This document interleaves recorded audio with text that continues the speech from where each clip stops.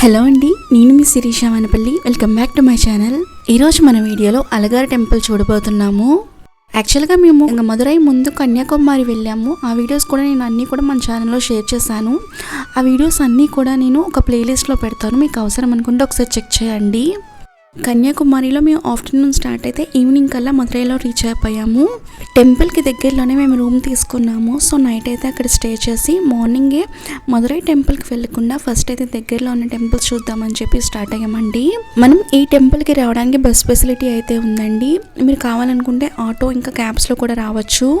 మధుర మీనాక్షి అమ్మవారి టెంపుల్కి 1 కిలోమీటర్ దూరంలో పెరియార్ బస్ స్టాప్ ఉంటుందండి. బస్ నెంబర్ వచ్చేసి 44. ఎవ్రీ 30 మినిట్స్కి కూడా ఒక బస్ అనేది వస్తూ ఉంటుంది. టికెట్ కాస్ట్ వచ్చి 30-35 రూపీస్ అట్లా ఛార్జ్ చేస్తారు. మదురై టు అలగార్ టెంపుల్కి మనకి 21 కిలోమీటర్స్ అయితే డిస్టెన్స్ అయితే ఉంది. బస్ కూడా మళ్ళీ ఎక్కడో దించదండి, ఎగ్జాక్ట్గా మనకి అలగార్ టెంపుల్ ముందే దింపుతుంది. టెంపుల్ అయితే చాలా బాగుంటుందండి, చాలా ఓల్డ్ టెంపుల్, ఇంచుమించుగా 2000 ఇయర్స్ బ్యాక్ టెంపుల్ అనమాట. ఇది రాయగోపురం అంట. ఇది నాకు అంత డీటెయిల్గా తెలియదు, కానీ ఆల్మోస్ట్ డిస్ట్రాయ్ అయిపోయింది. ఇది కాదండి మెయిన్ టెంపుల్, దీని బ్యాక్ సైడ్ ఉంటుంది మెయిన్ టెంపుల్ అనేది. అలగార్ టెంపుల్ కొండకి కింద ఉంటుందండి. కొండకి పైన పలముద్ర చోళై అని చెప్పి ఒక టెంపుల్ ఉంటుంది. సుబ్రహ్మణ్యేశ్వర స్వామికి మెయిన్గా 6 టెంపుల్స్ ఉంటాయి కదా, అందులో ఒకటి పలముద్ర చోళై అనమాట. అలగార్ టెంపుల్కి వెళ్ళే వాళ్ళు టైం చూసుకొని ఒకసారి అడ్జస్ట్ చేసుకొని వెళ్ళండి. అలగార్ టెంపుల్ అయితే మార్నింగ్ 6 o'clockకి ఓపెన్ చేస్తారు, మళ్ళీ 12:30కి క్లోజ్ చేసేస్తారు, మళ్ళీ 4:30కి ఓపెన్ చేస్తారు, మళ్ళీ 8 o'clockకి అయితే క్లోజ్ చేసేస్తారు.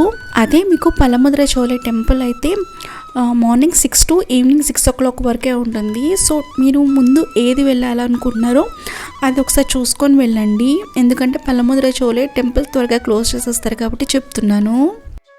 అలగార్ టెంపుల్కి ఫస్ట్ మనం ఎంటర్ అవ్వగానే ఒక టెంపుల్ ఒకటి కనిపిస్తుంది. ఈ టెంపుల్ వచ్చేసి కరుపన్ టెంపుల్. ఈ టెంపుల్ డోర్స్ ఎప్పుడు కూడా మనకి క్లోజ్ అయ్యే ఉంటాయంట. ఈ కరుపన్ స్వామి ఈ అలగార్ టెంపుల్కి ద్వారపాలకులుగా ఉంటారు. చాలా పవర్ఫుల్ గాడ్ అంటండి, అంటే చాలా కోపం ఎక్కువ అంట ఈయనకి. అందుకే ఎప్పుడు కూడా మనకి ఇక్కడ గంధం వేస్తూ ఉంటారంట డోర్కి. ఈ డోర్స్ కూడా ఇయర్లీ వన్స్ మాత్రమే ఓపెన్ చేస్తారు. విచిత్రంగా ఈ డోర్స్ ఎప్పుడైతే ఓపెన్ చేశారో ఆ రోజు మాత్రం ఇక్కడ ఉన్న పక్షులు, కీటకాలు, ఇక్కడ చుట్టూ ఉన్న అడవులన్నీ కూడా చాలా ప్రశాంతంగా అయిపోతాయంట.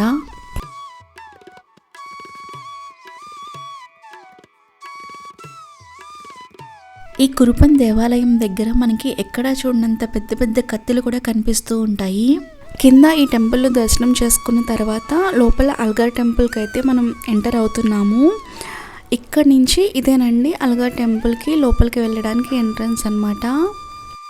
టెంపుల్లోకి ఎంటర్ అవుతూనే భలే ఉంటుందండి ఫీల్ అసలు, ఎందుకంటే చుట్టూ కూడా చాలా గ్రీనరీ ఉంటుంది. మొత్తం కొండల దగ్గర కదా, మొత్తం చాలా పచ్చగా ఉంటుంది అనమాట.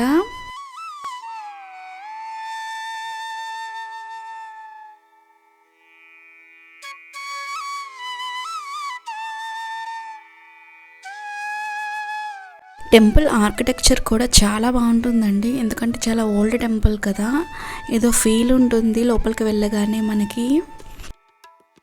అలగార్ అంటే విష్ణుమూర్తి అని అర్థం అన్నమాట. ఇక్కడ ఈ టెంపుల్లో వెలిసిన స్వామిని అజాగర స్వామి అని పిలుస్తారు. ఇక్కడ ఈ టెంపుల్లో స్పెషాలిటీ ఏంటంటే మనకి స్వామి 3 విధాలుగా కనిపిస్తారు. ఒకటి కూర్చొని, పడుకొని, అలాగే నించొని కూడా మనకి కనిపిస్తారు. గర్భగుడిలో వచ్చేసి మనకి మెయిన్గా వెంకటేశ్వర స్వామి విగ్రహం ఉంటుంది. లోపల లైట్స్ ఉండవు వెంకటేశ్వర స్వామి దగ్గర. సో చిన్న చిన్న దీపాల వెలుగులో వెంకటేశ్వర స్వామి అలంకరణతో చాలా అంటే చాలా అందంగా ఉంటారండి. నాకైతే ఎందుకో తిరుపతిలో చూసినట్టే అనిపించింది. టెంపుల్లోకి ఎంటర్ అవ్వగానే ఫస్ట్ అయితే మనకి ఒక మండపంలా కనిపిస్తుంది. ఈ మండపం చుట్టూ కూడా ఇలాంటి చాలా మంచి మంచి విగ్రహాలు అవి మనకు కనిపిస్తాయి. చాలా ఓల్డ్ టెంపుల్ కదా, అంటే ఆల్మోస్ట్ 2000 ఇయర్స్ బ్యాక్ టెంపుల్ కదా, కొన్ని విగ్రహాలు మనకి ఇక్కడ విరిగినవి కూడా కనిపిస్తూ ఉంటాయి. మేము మదురై వెళ్ళడం ఇది సెకండ్ టైం అనమాట. అంటే ఫస్ట్ టైం వెళ్ళినప్పుడు ఓన్లీ మధుర మీనాక్షి టెంపుల్ ఒకటే దర్శనం చేసుకున్నాము. అప్పుడు మాకు తెలియదు ఇక్కడ ఈ టెంపుల్ ఉంది అని చెప్పి. సెకండ్ టైం వెళ్ళినప్పుడు ఈ టెంపుల్ దర్శనం అయితే చేసుకున్నాము. మీరు వెళ్ళే వాళ్ళైతే అస్సలు మిస్ అవ్వద్దండి, ఈ టెంపుల్ మాత్రం చాలా బాగుంటుంది. మీకు ఒక సెపరేట్ ఫీల్ అనేది వస్తుందన్నమాట ఈ టెంపుల్కి వెళ్తే. ఈ అలగార్ స్వామి మధుర మీనాక్షి అమ్మవారిని సోదరునిగా భావిస్తారు. మధుర మీనాక్షి అమ్మవారికి సుందరేశ్వరునికి వివాహం అని తెలిసి ఆ వివాహం చూద్దామని చెప్పి స్వామివారు బయలుదేరి వైగై నది వరకు వచ్చేసరికి వివాహం అయిపోయిందని చెప్పి స్వామివారు తిరిగి మళ్ళీ వెళ్ళిపోతారు. అందుకే అమ్మవారికి అంటే మధురైలో మధుర మీనాక్షి అమ్మవారికి కళ్యాణోత్సవం చేసే సమయంలో స్వామివారి ఉత్సవ విగ్రహం ఇక్కడి నుంచి కదిలి వెళ్తుంది. స్వామివారిని ఊరేగించినప్పుడు ఉత్సవం మాత్రం చాలా అంటే చాలా గ్రాండ్గా చేస్తారు.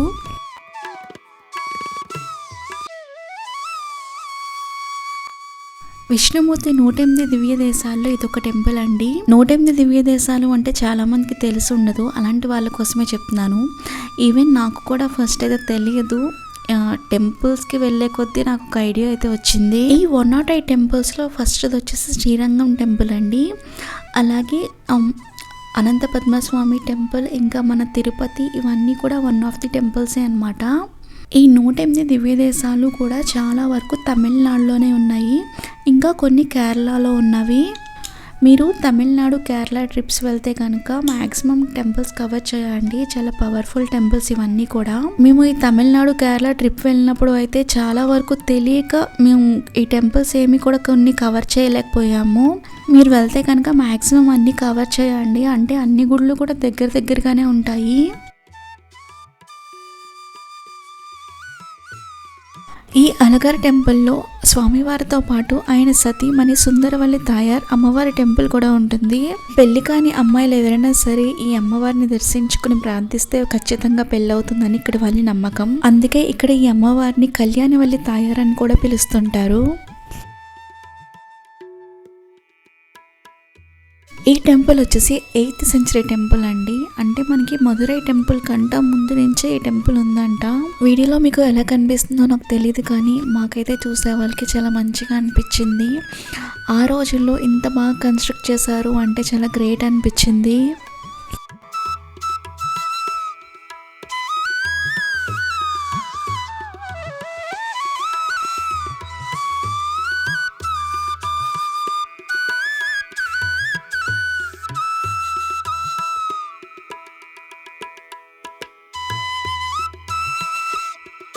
వీడియో స్టార్టింగ్లో మీకు ఒకటి చెప్పాను కదా, ఇక్కడ విష్ణుమూర్తి కూర్చొని నించొని అలాగే పడుకొని ఉంటారు అని.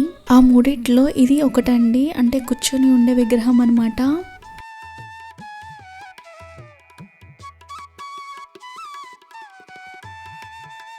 మనం ఇక్కడ ఇంకా ఈ టెంపుల్లో ఆల్వార్ల విగ్రహాలు కూడా మనం దర్శించుకోవచ్చు. అలాగే వాటితో పాటు మనకి ఇక్కడ విష్ణుమూర్తి అవతారాలు ఉంటాయి కదా, ఆ అవతారాలని కూడా విగ్రహాలుగా చేసి మనకి ఇక్కడ పెట్టారు. అవి కూడా మనం దర్శించుకోవచ్చు.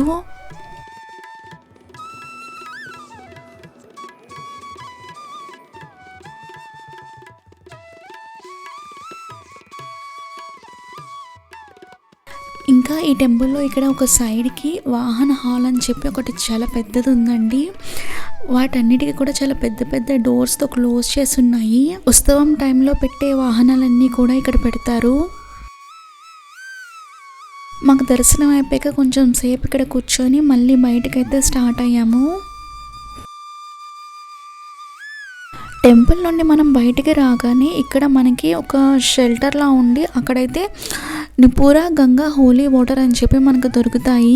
చాలా మంది ఇక్కడ ఈ వాటర్ని బాటిల్స్లో ఇంకా చిన్న టిన్స్లో పట్టుకొని వెళ్తున్నారు. అలగార్ కొండ పైనుంచి వచ్చే వాటర్ అండి ఇది.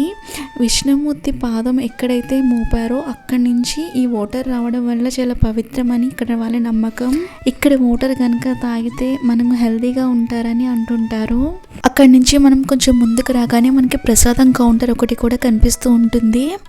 ప్రసాదం తీసుకున్న తర్వాత బయటికి రాగానే కొంచెం సేపు ఇలా టెంపుల్ దగ్గర కూర్చొని ప్రసాదం తింటూ రిలాక్స్ అయ్యాము. నెక్స్ట్ అయితే మేము పల్లముద్రై చోళే టెంపుల్కి అయితే స్టార్ట్ అయ్యాము. పల్లముద్రై చోళే టెంపుల్ కూడా one of the important temple అని చెప్పాను కదా సుబ్రహ్మణ్యేశ్వర స్వామికి. ఆ టెంపుల్ వీడియో కూడా ఈ టెంపుల్ తర్వాత నేను నెక్స్ట్ అయితే అప్లోడ్ చేస్తాను. అది మాత్రం అస్సలు మిస్ అవ్వద్దండి. ఇంట్రెస్ట్ ఉన్న వాళ్ళైతే ఒకసారి చూడండి. Thanks for watching this video. మళ్ళీ ఇలాంటి మంచి వీడియోతో మేము ముందుకు వచ్చేస్తాను. అంతవరకు బాయ్.